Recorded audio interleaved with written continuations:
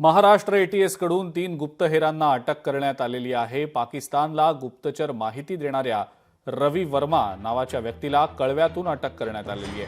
मुंबई आणि ठाण्यासारख्या महत्त्वाच्या शहरांची माहिती पाकिस्तानला दिल्याच्या आरोपांखाली त्याला अटक करण्यात आलेली आहे।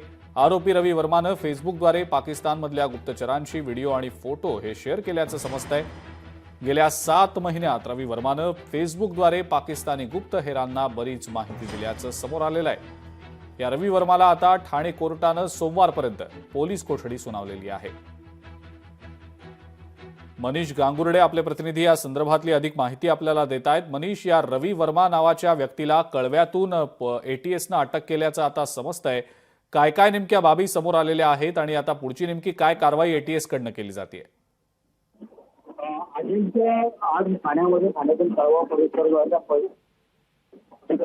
रवी वर्मा नामक व्यक्ती जो आहे त्याला अटक करण्यात आली। एटीएसने अटक केली। याची माहिती मिळते की सदर व्यक्तीने पाकिस्तानी जे गुप्तहेर आहेत त्यांना भारताबद्दलच्या मुंबईतील आणि ठाण्यातील परिसराची काही भागांची माहिती पुरवली आणि ही सोशल माध्यमातून माहिती पुरवली। जवळपास नोव्हेंबर 2024 पासून तो एक पाकिस्तानी महिला आहे तिच्या संपर्कात असल्यामुळे त्यांनी ही माहिती संपूर्ण सोशल मीडियाच्या माध्यमातून दिल्याने आता आज एटीएसने त्याला ताब्यात घेतलाय आणि हा आरोपी जो आहे तो 27 वर्षाचा एक तरुण आरोपी आहे, जो कळवा भागामध्ये राहायचा। त्याला ठाणे कोर्टात हजर केल्याच्या नंतर ठाणे कोर्टाने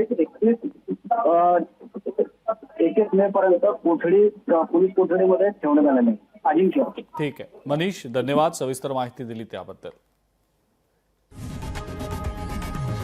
लोकशाही मराठी ऐका, पहा, जागरूक रहा।